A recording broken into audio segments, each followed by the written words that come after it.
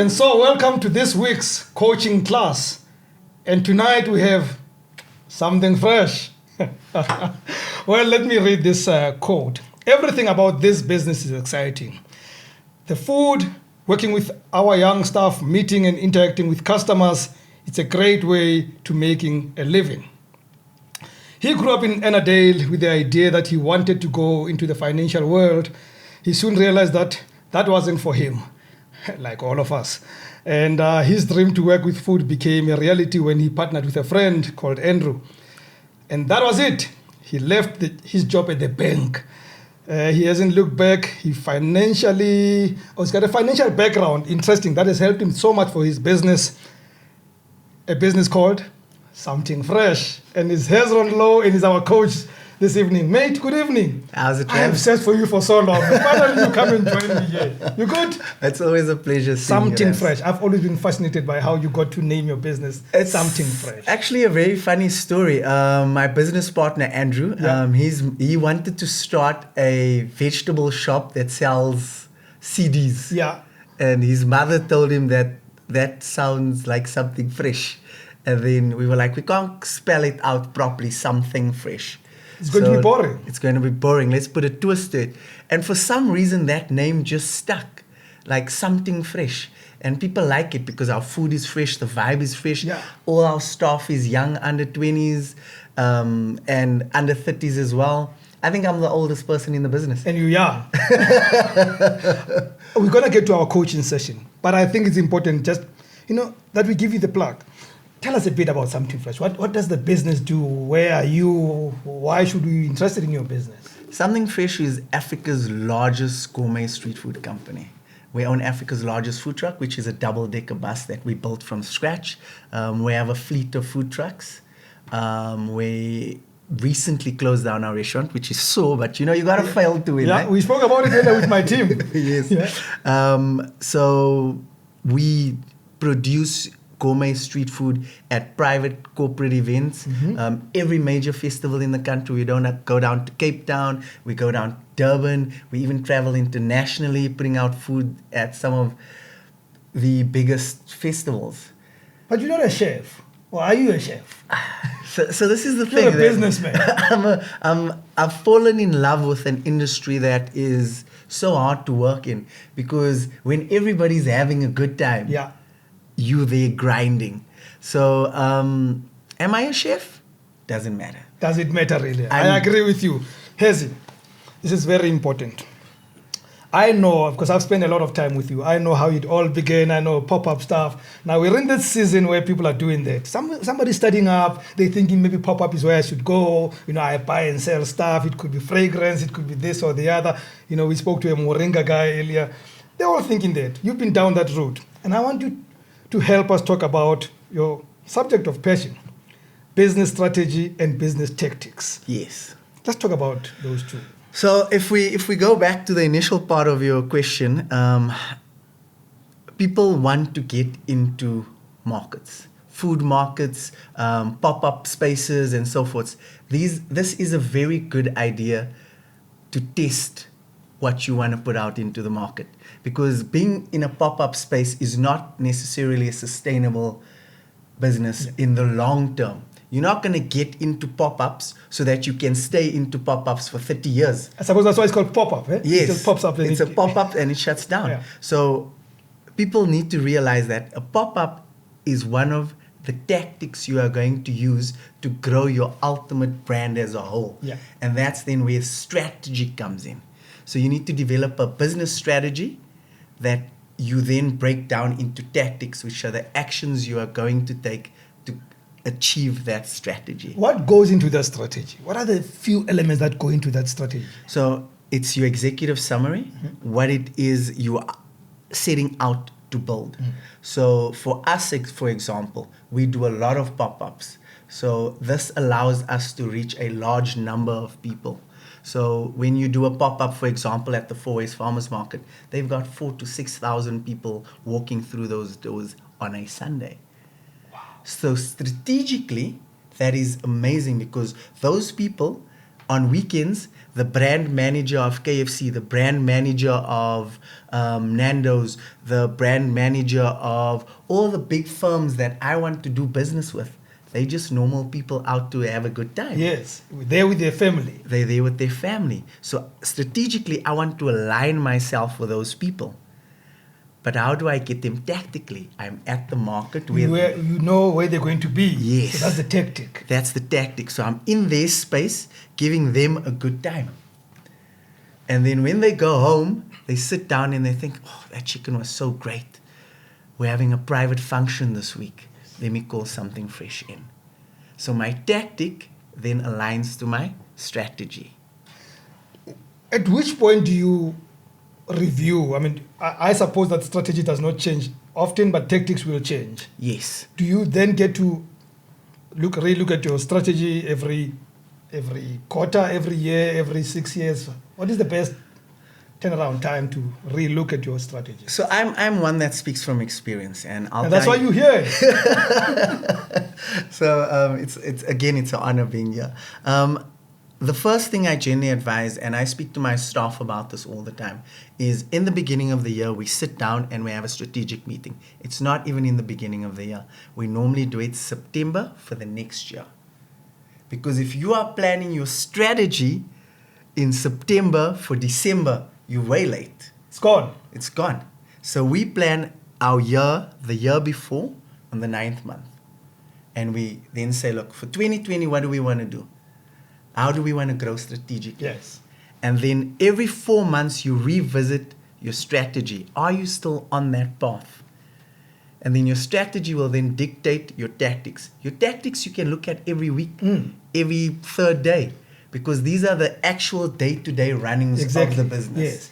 And therefore, it means I can drop a tactic that does not work because Yes. I look at them all the time. So I can Yes. drop this one if it doesn't work and go for another one. There could be a market that works for me and a market that doesn't work for Yes, me. yes. So, And also, tactics are also expensive. it makes sense to me. So people who want to get into the pop-up space, look at a pop-up and they say, I want to get into a pop-up space. Go to Fourways Farm, go to Fourways Mall and tell them you want to do a pop-up for 2 weeks. They're going to ask you for 20,000 Rand. Really? Yes.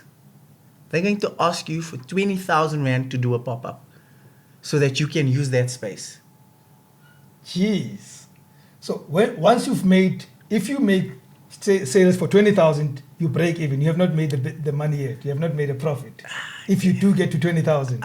But now here's where the thing is very interesting, is that if you are measuring that tactic on its immediate success, then you do not have a strategy. I like that. So a tactic is probably another part of your marketing strategy. It is an investment to build your brand. It's not only about getting the returns. Yes.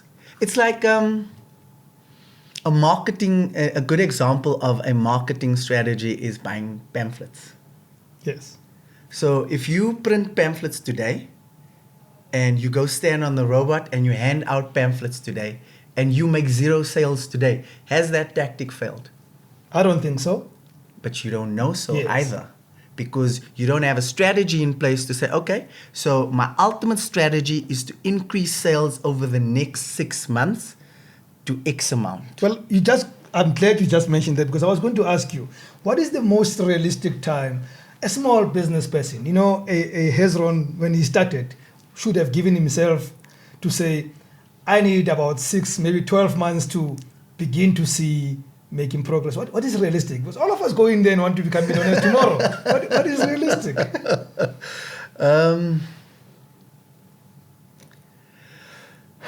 This is a really dangerous thing that people do. They start businesses for different reasons. So people start businesses for financial reasons. They need to feed themselves. People start businesses because they're ambitious and they have something to prove, or people are just tired of working, so they start a business. More like pissed off with the boss. Pissed off with the boss. Yeah. So someone who starts a business for financial reasons wants to see immediate gain. So within 3 months, he thinks in his mind he's going to be driving a Porsche. It's not going to happen. Are you telling me you're not driving a Porsche? I drive past the Porsche dealership every day when I go home. That's as close as I'll get to a Porsche right now. People, I think it has to do with what your intention is ultimately. If it's for quick gains, you can find a business that people invest in Forex these days. Yeah.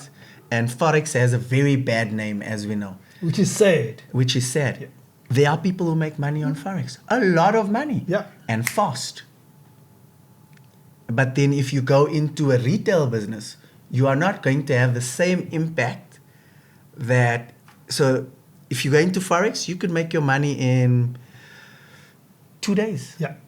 And you could be driving that Porsche if you have the sort of money to invest. But if you're going into building a brand, so if I start selling jackets, for example, people are not going to know about my brand in 3 weeks. Yeah. They're not going to know about my brand in a week. How long has Skinny's Boo Socks been in the game? 6 years. Yeah. A good friend of mine, Bulelani Balabala, he's been... Fellow coach in this program. Fellow coach, amazing gentleman.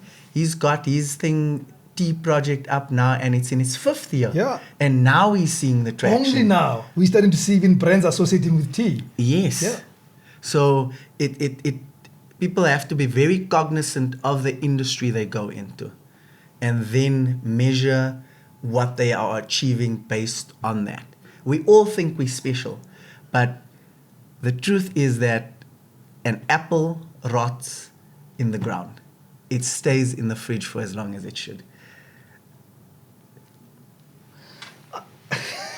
One last question, because you're going to be here for a long, long time. One last question. So most of people who start starting their businesses, and we get a legion of them wanting to come onto this program. I've done them in my previous life. They come in, and I always ask them one simple question: that are you answering a specific need in the market, or are you doing this for yourself? Is that part of your strategy? Do you think about that when you start a business? Are you supposed to think about that? Am I doing this for Hezron Louw, or am I doing this for a community? A market. A market. I think what is important, number one, is in understanding who you are and what sort of person you are. Because, I look at a lot of entrepreneurs, and like you meet a lot more than me. Someone like, we're going to name drop right now. Someone like Skinny's Boo Socks. Yeah. Who is doing it for himself. He can. There are so many sock brands right now. There's Sexy Socks, there's Naked Socks, there's all those socks. The market it's socks. Yeah. But this guy has taken socks and he says, I'm cool. I will make socks cool, and you will buy socks because these socks are cool. Yeah. So he's doing it for himself. Yes. Because he can. Then we take our friend again, Bulelani Balabala. He's doing it because there's a need. Yes. He's serving a market. He's serving a market. So it's not either or. Yes. It's just understanding where you fall in. It's the same like, how do you measure your success, or how quickly can you make money? You need to have a complete understanding of what you are doing. That famous saying is, knowledge is power and ignorance is bliss. If you go into a business ignorant, you don't know what your market is, you don't know why you're doing it, what happens to the business? It fails. I think we should stop right here. This is too much fun. Hezron Louw, founder and owner of Sumting Fresh. He's our coach. He will be in the coaching class again very soon, and I mean very soon. Very soon. It's been wonderful having him here. Remember, do follow us on Facebook, Twitter, and Instagram at Talk with Rams. At Talk with Rams. You can also write to us, by the way, on the Facebook page if you want to be featured on this show. It's Talk with Rams on Facebook. Thank you very much. Hezi? Rams, always a pleasure.